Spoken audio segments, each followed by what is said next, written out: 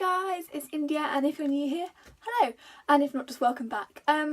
So I've doing a lot of these Harrow Revised series of videos, and I thought I'd do drama for this one because I did quite well in my mocks and drama, and I didn't actually know how to revise drama, but obviously what I did worked. So without any further ado, let's get on with the video. By the way, I'm just talking about the written exam. So in OCR, that's 40% of your overall grade. Not the script or devising, because that's kind of more like practice at the time rather than revision. But yeah, so everyone has a set play. So ours is Arthur Miller, Death of a Salesman. You have to read it. Like, watch the film, the adaptation of it if there's one. If it's a performance of it, go watch that. That's good and everything. But you need to read it because, like, film people can like change how they want to do it. So, for example, in ours, the car crash happens at the end of the play, but in the film, the director put the the car crash at the start of the play as well, like it's like a flash forwards or whatever. So you've kind of got to know it.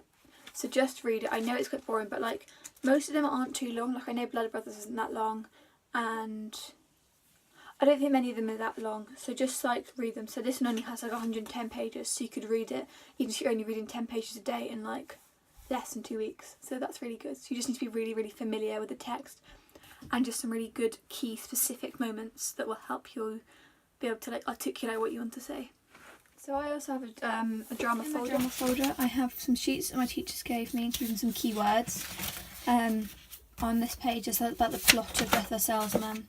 Then some bits on context, because you have to know that.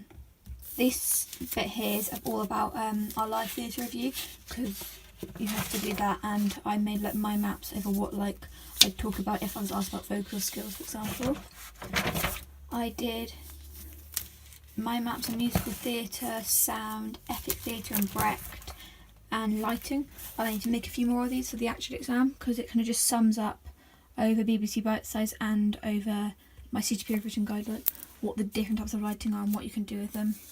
And then I have a practice paper that we did from the specimen last year. So for me, I always find that drama focuses a lot on what you want to do something, so like your imagination. So I think watching different films of the same play, it doesn't have to be your Death of a Salesman play or your like set text, but watching things like you could watch Les Mis like in a couple of different styles or something, to see how different directors like make the same film different, because that's going to make a really like key point in your exam, to be able to think like analytically and what works well and what didn't work so well, so you can make like a good decision, and like try and think about how you could personally vary your voice. So if you're reading a script, you could try reading it in the like voices of the characters that you would use, because when it comes to the exam and they go, so how should this character say this line in this bit, and you can be like, oh, I know that, I practiced that, and then that make it easier.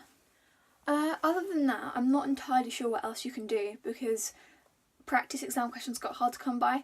So you can make up live theatre review questions, in terms of you can write like you can write them up, ask your teacher to find some for you.